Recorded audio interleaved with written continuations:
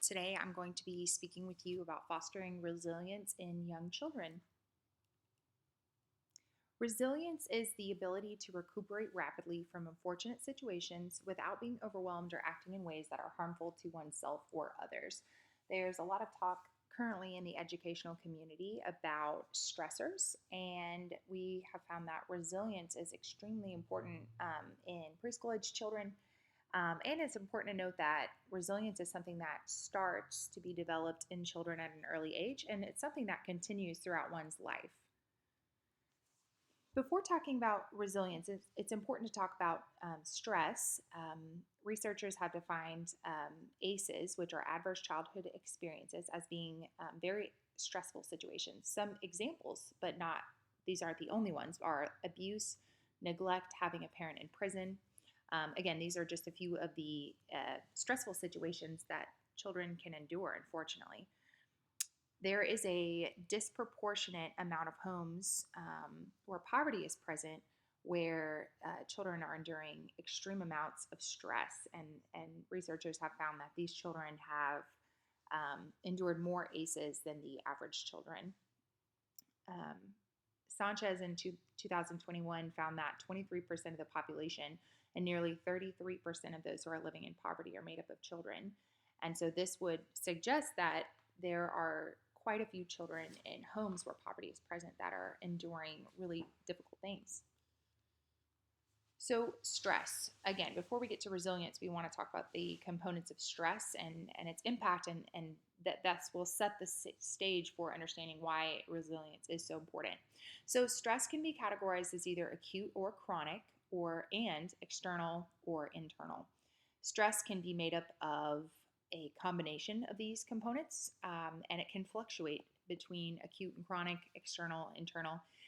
But it doesn't have to be just one thing at one time. It can kind of look different ways for different people depending on their circumstances.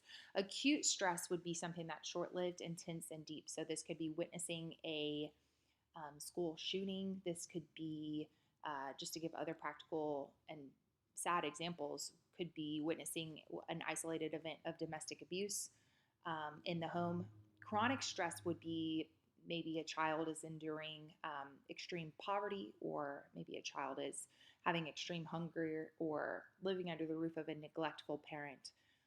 External stress are things outside of a child's body, so things such as poverty, potentially a home that's overcrowded. These are, it could be a child moving, it could be an outer thing that the child is going through. Internal is going to refer more to something within the child, such as hunger, depression. It could be the anxiety a child is facing.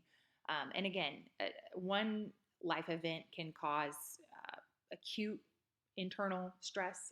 It can also cause, if someone's enduring things for a long period of time. The important thing is that a stressful situation can look like many of these over a period of time. So, stress is very serious. Researchers have been digging into the effects on the brain of stress, and a couple of notes on stress. Steinkeller and Schlier found that enduring prolonged stress may produce a proclivity towards certain diseases.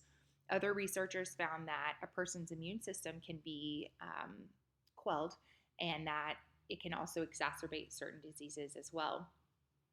Sadly, prolonged stress in childhood can also lead to a shriveled hippocampus, and even a minimized, it can even make more small certain areas of the brain that regulate emotion and memory. So, as we can see, it's important for children to learn how to cope with stress, how to deal with stress, and develop their resilience muscle, so that the brain is not adversely affected.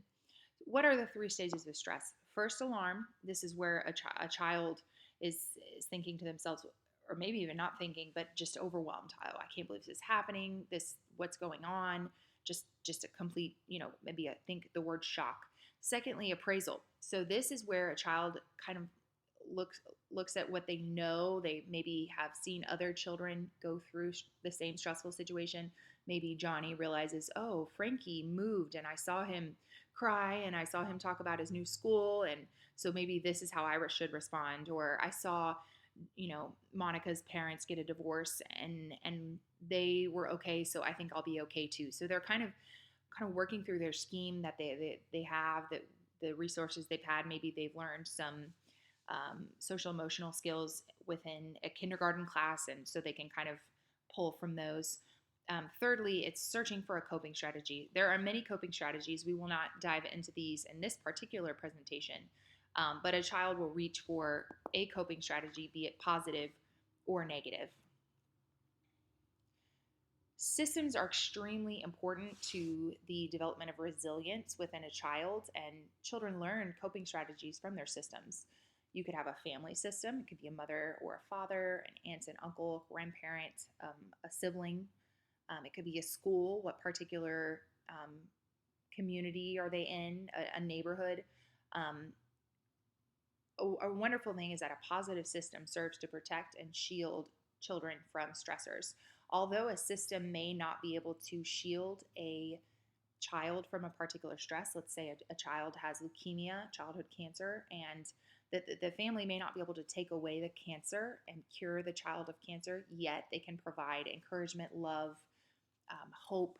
Maybe they're in a church that is able to, help out with meals, that kind of thing. So it does serve to help the child have some barrier from some of these stressors, although it may not eliminate all of them, just as a child with cancer. It may be terminal cancer and it's a challenging situation. So systems, again, are very, very important to foster resilience in a child.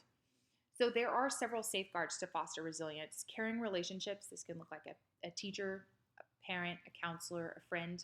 Within the school system, educators should be aware that if there is a home life that's particularly challenging, it's very important that teachers step in to be that caring relationship where the child can lean on the teacher emotionally.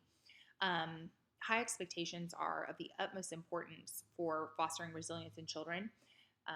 Some teachers may want to lean towards kind of going easy on a child as far as holding boundaries, but it's really important to do the opposite, to have that strong, authoritative caregiving style, because this helps develop self-esteem through the development of competence, control, and worth. Children thrive in places where they know that there are boundaries and where they know that they're cared and loved. Thirdly, it's important that children are given opportunities where they can blossom, where they can enjoy doing something just for the sake of enjoying it, like soccer or piano or dance or mathletes or some, at an older age, I guess. And then from a practical classroom pedagogical standpoint, allowing a child to participate in the creation of classroom boundaries is found to be very helpful for children to feel a sense of belonging. Coping strategies are very important to a child to foster resilience. There are several things that parents and educators can do. Educators and parents can model healthy coping strategies.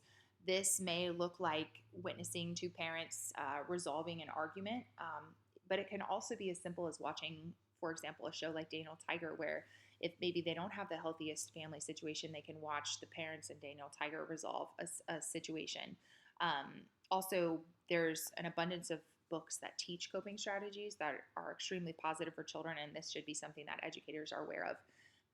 Educators can also certainly create a low-stress classroom where students know what to expect and what's expected of them. That creates less stress for them.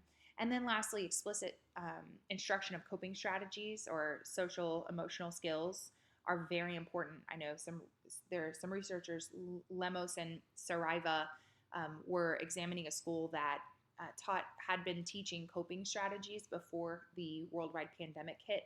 And they did quite a bit of research on this school, and they found that the children had benefited a lot from these coping strategies to get them through the really challenging times that COVID-19 kind of thrust upon the world.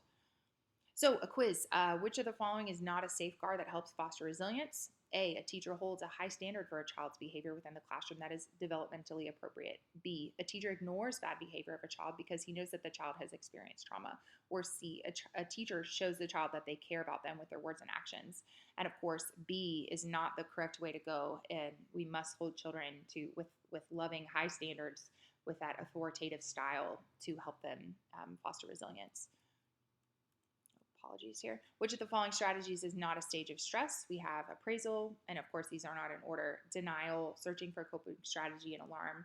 And of course, denial is not a stage of stress. Here's some references. I hope you enjoyed this presentation, and thanks for listening.